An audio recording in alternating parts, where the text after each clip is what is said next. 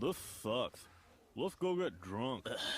Yeah. So this weekend, IndyCar returned to the Iowa Speedway for the Hy-Vee Homefront 250 for a doubleheader weekend. We had a night race in night number 1, which was the first seen in IndyCar in years, and an afternoon race in day number 2. The weekend proved to be divisive as fans and media questioned the hybrid attachment and its use going forward in the series. Also, first to note, good thing Stingray is okay. If you didn't see at the end of race number 2, Stingray Robb suffered a horrific crash flying over Alexander Rossi and flipping a couple times, which also included drivers Ed Carpenter and Kyle Kirkwood.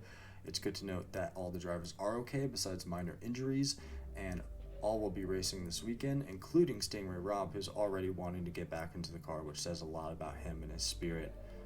Driver safety is just the most important thing at the end of the day, and a great job by the safety team for being on it quick. They've been on it all season. Just overall, it's good to hear that everyone is okay. And some questions arise on the day as qualifying brought some interesting stories as Colton Herta achieves pole position without even using the hybrid, almost going out and ruining his chances of running on pole on day number 1 as he is allowed a restart, but realizing that he already had pole position achieved, decided not to go out to ruin those chances. And a strong day as well for Scott McLaughlin as he puts up a new track record of 188 miles per hour, an absolutely insane day for him, and also gets pole position on day number 2. As we had a Penske and Chip Ganassi dominated front row with the two McLarens behind, with Pato Award in 6th and Alexander Rossi in 7th. Another good finish for Santino Ferrucci as well, as he impressed once again with another quiet top 10 finish in qualifying with 8th. Marcus Armstrong and Will Power suffered the hands of a double-edged sword, as on lap number 1 they had pretty good strong qualifying finishes with Armstrong in 9th and Power in 4th. But on lap number 2, both slap the wall and have disastrous starts, as Marcus Armstrong starts his night number 2 in 26th and Power in 23rd. Ed Carpenter also had a really good save, almost crashing into the wall on his second lap, and Graham Rahal had a pretty good weekend, starting night number 1 in 12th and night number 2 in 8th. Very good qualifying session for him, and Alex Palou, Scott McLaughlin, and Colt Herta all dancing in that top 3 all weekend. Who's going to take that fight in race number 1? Night number 1 proved to be interesting as we had an interesting debut for the hybrids on the ovals. As lap number 1, we had our first caution on the day as a 3-car wreck happens as David Malukas loses the back end of his car and spins out and strikes right into the wall, collecting Augustine Canapino, who had a decent qualifying session on the day, and Christian Lundgaard loses it as well, almost in this bizarre identical way, and spins out. We finally went green again as Colton Herta takes the early race lead, and that's pretty much how the pace ran for a while as Colton ran with the lead with Scotty Mack hanging behind him in second. And it was pretty clear early on that this was going to be a big pit stop strategy race, as we were going to see more drivers making moves in the pits and making overtakes in the pits rather than seeing more overtakes on the racetrack, as we saw more of a singular race line with very few drivers taking that secondary race line on the high side because of the less grip out there, with Joseph Newgarden and Santino Ferrucci being big advantages of that high side racing line.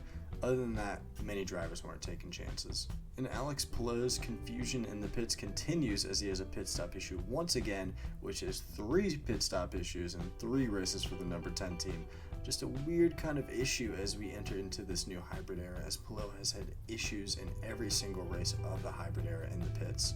And McLaughlin, after trailing Herta for quite a while, goes on the high side and finally gets the overtake of the race, finally getting the lead on lap number 94. And this is pretty much how the race ran for quite a while, as we didn't see many big moves. Joseph Newgarden had a fun little couple moments in the race as he had quite a few big overtakes, especially on the high side passes, as I think at one point he got 3 cars. Santino Ferrucci also has some big moves on the day, as they were the 2 drivers creating the biggest chances on the weekend. And Rinus VeeKay had a really strong day running in that top 10 for most of the race and even top 5. Another caution on the day comes out as Linus Lundqvist's car has issues and he goes off track. And Will Power has some bad luck once again as he's hit with the driver penalty for speeding on pit road, and also has an incident as he tries to overtake Pietro Fittipaldi running into the rear wide tire, causing Pietro to spin out and giving Power another penalty on the day, which was just a disaster in night number 1. And bad luck strikes again for Colton Herta, who was having a strong run on the day, but has some very bad vibration issues in the car, which you could even hear over the broadcast as he was just talking about how bad it was in the car and how he was trying to get into the pits but had to stay out for like 20 more laps, causing him to fall back a bit in the race and lose some positions after a very strong start to the day. And Alex Palou is a rare issue as he spins out and hits the wall, saying that it was just simply a driver error, taking a massive hit to his championship hunt, something that could haunt him later in the season. And then just bizarreness on the day once again as Marcus Armstrong's car decided to flash the field after his car has a malfunction, and the car thinks that it's in a caution as the caution lights are flashing on the back of the car as the race is under green, creating a very bizarre moment on the day as he's hit with a black flag penalty as he has no control over the issue of the car and neither does his team. Colton Herta also has an amazing save as he starts to drift and somehow pulls the car around to be able to save himself, not losing any position and still keeping his car on track in what could have been a very big crash. And a very strong push by Pato Award at the end, but not enough as Scott McLaughlin gets his second win on the season and his first ever oval win in his career as he gets the win in night number 1 at Iowa. A great weekend for him after a great qualifying session and a first win in night number 1. What could he potentially do as he also had pole position heading into day number 2? And then as we headed into race number 2, quite the opposite day as we went from a caution-filled mayhem race to a pretty smooth day racing for a good chunk. And as we saw in night number 1, the big strategy of this race was going to be winning in the pits. But not all is bad though, as Connor Daly makes his return to IndyCar, replacing Jack Harvey in the race, which created quite a confusing situation as he was able to replace Jack Harvey for day number 2, but couldn't for day number 1 because he didn't run any qualifying or practice laps, but was able to replace him for day number 2. That is quite the question on IndyCar. The confusing part is not having any qualifying or practice laps leading into day number 2. So why weren't we able to make that exception for race number 1? Instead, we had to put Jack Harvey out and make him push through the pain, which was very noble of him and a very strong effort, but just not enough to overcome that pain, and Connor Daly instead only able to replace on day number 2. Just very confusing. Palou was chasing after that oval win once again after a disastrous night number 1 crashing out in the race, and Scott McLaughlin looked for a sweep on the season after he had a comfortable pole position, and Scott Dixon was chasing after a podium, making his push for a championship this season. Who is going to take the fight in day number 2? And with McLaughlin taking the lead early and pushing pace, we saw a very clean race for the start and not a lot of moves as pretty much the field ran for a while, pushing even 90 laps before we saw our first ever pit stop of the day, which was just a very interesting situation as the tire degradation didn't really happen as we thought, and the tires held up a lot longer than anticipated and almost for 100 laps, which was just insane. Create some questions for these small oval races going forward and what the tire degradation is going to look like, because if they are able to survive over these long stints, are we potentially going to see 2-stop strategies for some of these races like Milwaukee coming up? And we finally have our first caution of the day as Augustine Canapino spins out. And then Alex Palou's fuel gauge gets stuck in his car as he has once again another disaster in the pits, adding on a few extra seconds to his pit time. And Santino Ferrucci is a big mover in the race as well as he commits a lot of big high side passes in this race, even committing a high side pass on Joseph Newgarden, which is really funny, kind of a move Joseph would pull on a lot of other drivers in this race, getting pulled on him. Just a very big day for Santino Ferrucci once again on the ovals. And a very strong start to the season for Ferrucci on the ovals and just the season in general. Being able to place a lot of these top 10 finishes, could he potentially steal one of these wins later in the season as we run on the ovals for the majority of the rest of the season? And then one of our biggest moves on the day, Power stays out and is the only car in the lead lap and gets in the pits before the caution comes out, which helped Power jump 20 positions in the race and moving all the way up to second before the restart. Just a very strong car in the day as he just sat in the back of the pack saving fuel, waiting for the right moment to strike, and then he eventually did here, and later in the race eventually able to take the race lead as he is able to pull out of the pits and maintain that pace as Palou chased after in second but not able to get the overtake. Very similar strategy to Will's earlier win this season at Road America, as he was able to get a later run and then eventually coming out of the pits was able to get the lead on Joseph Newgarden and hold him off for the victory there. Could we potentially see the same strategy here as he was pushing pace and trying to keep Palou off for another win on the season? But late in the race, it was pretty much all but clear what the outcome was going to be, with Pato trying to chase in second position but able to get it a little close but not able to catch up to Power, which Power is able to run away with a victory in his first ever at Iowa Motor Speedway and his second on the season. And then immediately after this, as we saw the cross over the finish line, we had the Stingray Rob crash, which was just horrifying, creating a very eerie finish to the day and just an eerie finish to the weekend. Good to know once again that all the drivers in the incident are okay, but just a very crazy crash after what was a pretty clean day of racing.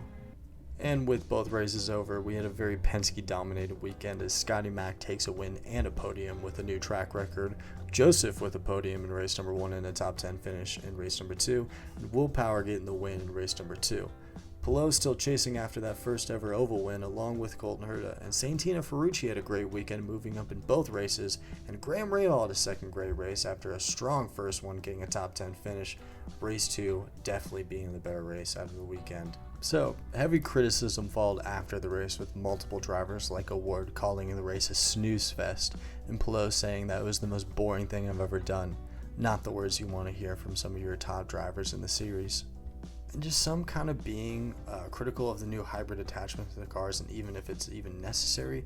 Ed Carpenter kind of being a big one speaking out against it. And another big factor of the weekend was just the track repavement that NASCAR had for their race last month, which created some good exciting action for them. But with them running at 140 miles per hour compared to IndyCar's 180, it was just a very hurtful weekend for IndyCar, which created a very singular racing line, which very few taking that high outside racing line because of all the debris and just the less grip out there, creating just very singular racing, which was just boring. So one of the big issues the drivers had was just having a tough time using that second racing line, and some questioning and trying to provide solutions for the series going forward, with Will Power wondering if the cars were too heavy and wondering if potentially even taking off 100 to 200 pounds could create a big difference for the car. This creating more downforce on the car and for the car to be able to use a softer tire compound, as Will says, and then eventually you're going to have more pit stop stints. You're going to have drivers relying on creating more overtakes instead of having drivers potentially going on for 100 laps before making their first pit stop. One good factor I think we need to look at though is the tracks like Milwaukee, Nashville going forward don't have a repave, so the repave issue is something that we're not going to see going forward with a decent amount of these tracks. I think the big thing to look at is just people calling it boring, especially drivers calling it boring. That's a big red flag in my eyes. You don't want to see that. You want to see competitiveness from your drivers, from your field, and we just didn't really get that over the weekend, with most of the drivers using the hybrid component in the same spots or even just not at all.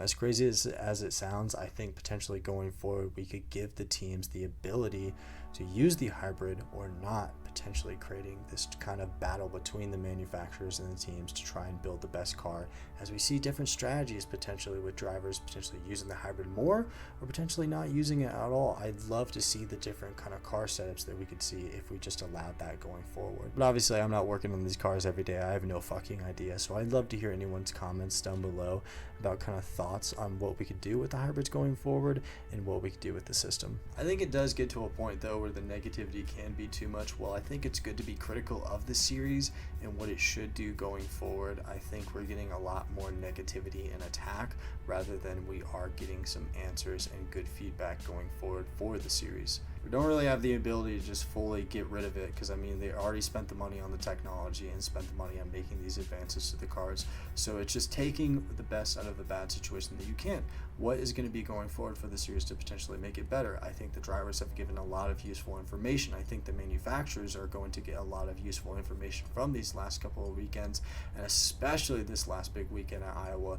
I think we are going to get a lot of useful data from these sessions. It's not going to be a great start going forward, but eventually if we can just get this gradual build where it gets better on a race-to-race basis, that is better for the series going forward. I'm still remaining hopeful for the upcoming ovals this season, especially at Milwaukee and Nashville, which I'm hoping to be at Milwaukee in person for. Hopefully we can see more of these exciting races and more exciting overtakes. Overall, not the worst weekend of racing I've ever seen. I mean, the disastrous response that it's getting online is just something that's kind of weird to me. I didn't think it was the worst thing in the world, an overreaction, I think, to say the least. But I think there are questions going forward that are very valid for the series, and the concern for the series going forward is valid in a way. We got to see what happens on a race-to-race basis, especially as we head to a street course next week, as we head into Toronto, before we head back into the oval majority of the schedule. And as we head into the later part of the season, are we potentially going to see anyone play spoiler as we are seeing this big run for the championship race and trying to maintain those positions? Are we going to see someone from the back of the field who is not in that championship hunt really race for that first big win this season? Are we potentially going to see it from David Malukas, who has had a very strong back half of the season, finally coming back after injury? And are we possibly going to see it on the ovals from Santino Ferrucci, who has already shown that he can maintain pace in the front and create some big moves and take some big risks? So I'm looking at him to potentially create one of these big upset wins on the ovals this season. And speaking of your championship race, Alex Palou still leads your IndyCar championship in number 1, with Will Power close behind in second. Pato Award chases in third place, with Scott Dixon chasing in fourth, and Scott McLaughlin finally gets into the top 5 after a great weekend. And we'll just have to see what next week brings as we head into the streets of Toronto for the last of the street and road courses. And my prediction for next week, we're going to go Christian Lundgaard getting that first big win on the season and potentially even that second year in a row at Toronto. That's my prediction for the race. Is it going to be right? Probably fucking not. As everyone can see, I'm clearly really good at predicting race winners. Very tough. I mean, it's a race-by-race basis, and it's pretty much really hard to predict because, I mean, any driver can win this any day. But we'll just have to see. Overall, I really appreciate you taking the time every day to watch. It really means a lot. And I'd love to hear any thoughts going forward for either the channel or the potential races going forward, or any hybrid changes or changes for the cars that can be made going forward to make the series better. Let me know, and I'll see you guys next week for the streets of Toronto.